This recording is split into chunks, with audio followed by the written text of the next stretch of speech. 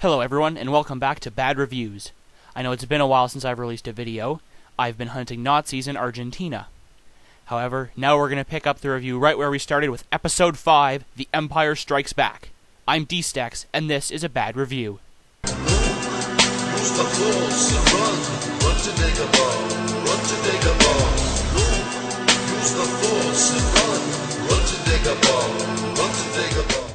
As the movie begins, the Rebel Alliance has retreated to the ice world of Hoth after the Battle of Yavin 4. However, they are discovered by an Imperial probe droid and soon come under full assault by the Empire using its fearsome AT-AT walkers to... DStecks, what the heck are you doing? What are you talking about? I'm just continuing my review of Star Wars. You're supposed to be reviewing Sonichu. But I don't want to read Sonichu! Just do it. Fine. Sonichu Episode 5. I'm DStecks, and this is a Bad Review.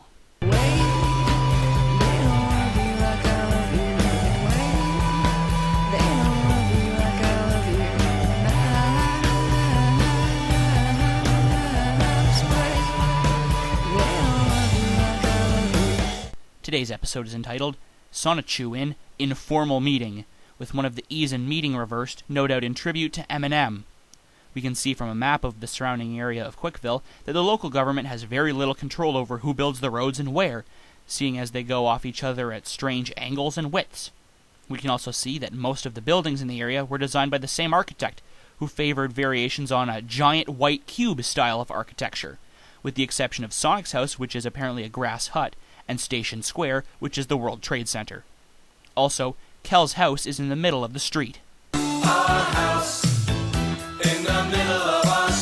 We can see Sonichu and Rosachu laying down in a field covered in flowers that magically disappear upon a close-up.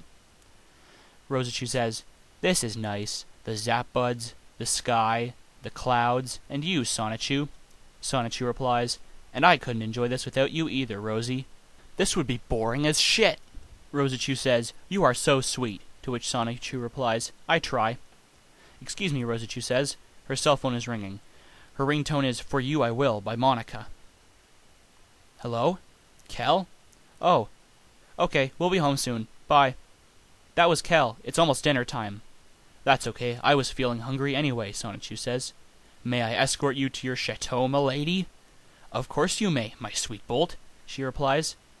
"As you wish, my heart sweet," Sonichu says as his head begins to explode. On the next page, we get a close-up of Sonic the Hedgehog, which reveals that the roads look just as demented up close.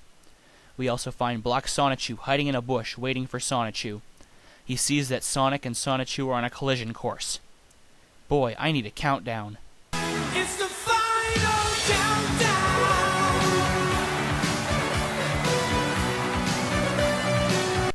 No, Black Sonichu doesn't deserve the final countdown. Give him something more appropriate.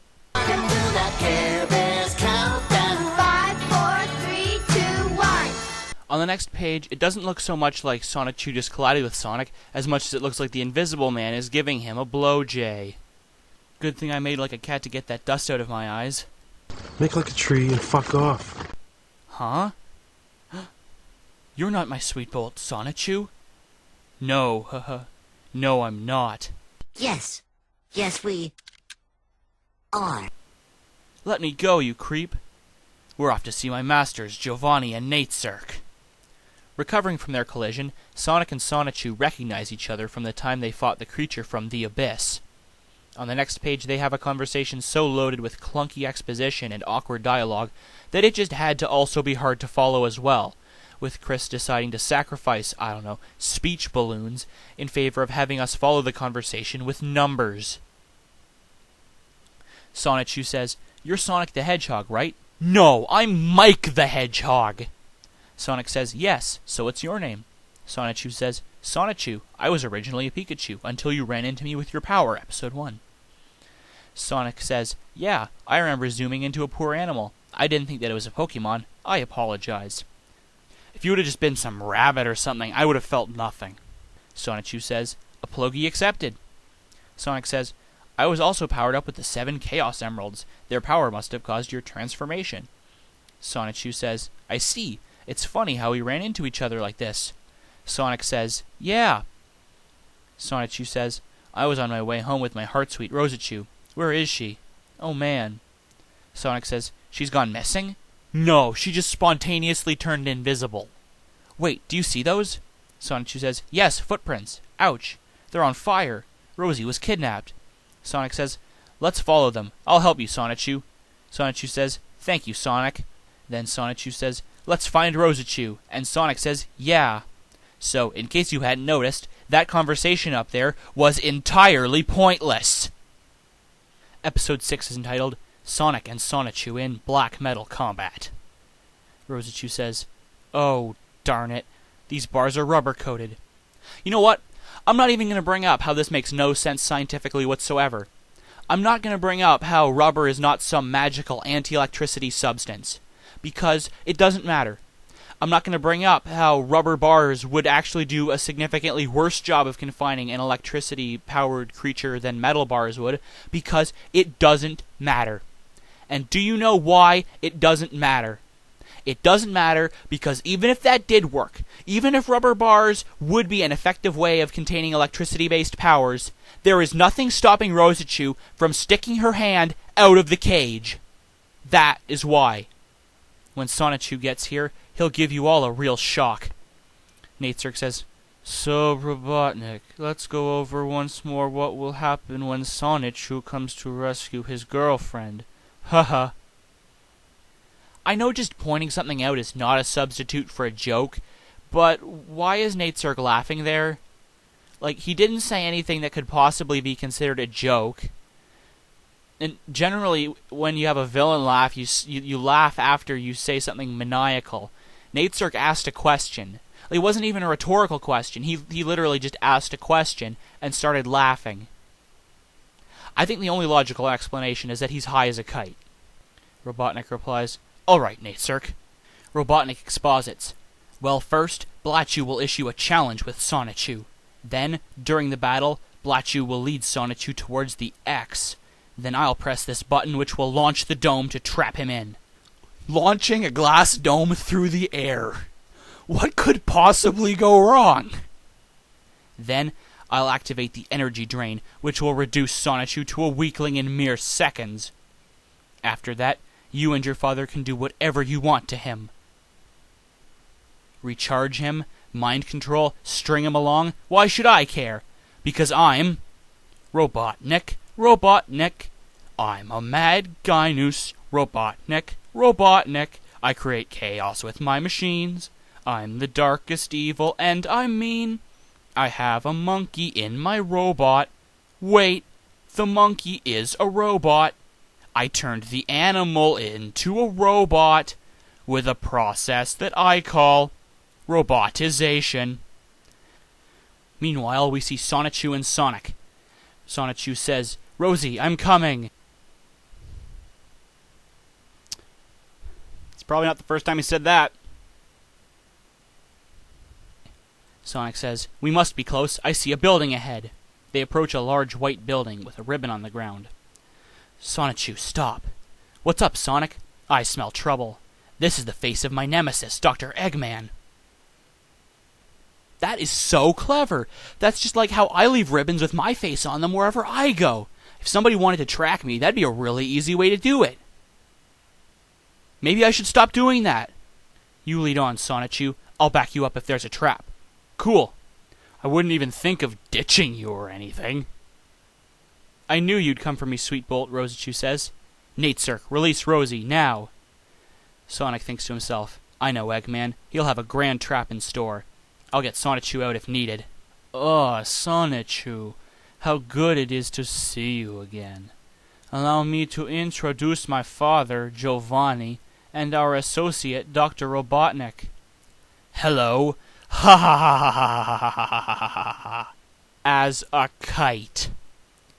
I am pleased to say that we do have your girlfriend captive in our facilities, but to my dismay, it was not I who kidnapped your girlfriend, but allow me to present the true culprit and your advisory, your evil twin and clone, Black Sonichu. My clone? Just call me Blatchu. Gesundheit. Okay, that joke's old. On the next page, Black Sonichu viciously smears a tomato in Sonichu's face. Ah, sneak attack, huh? Here's my counter. Ugh. Not bad. Now it's time for me to dish it out. Okay, Black Sonichu really looks like he just enjoyed that there.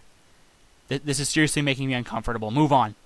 Thunderbolt. Okay, maybe we can go back to the pain. Nope, move back. Okay. Then Sonichu skids to a halt, and then he smirks, and then he's kicking Black Sonichu in the back of the head. Okay, this is harder to follow than Transformers.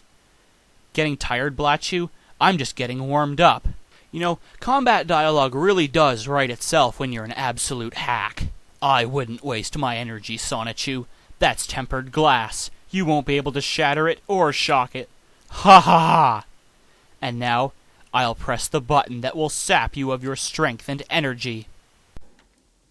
This being our first try, I'll use the lowest setting. Sonichu, no!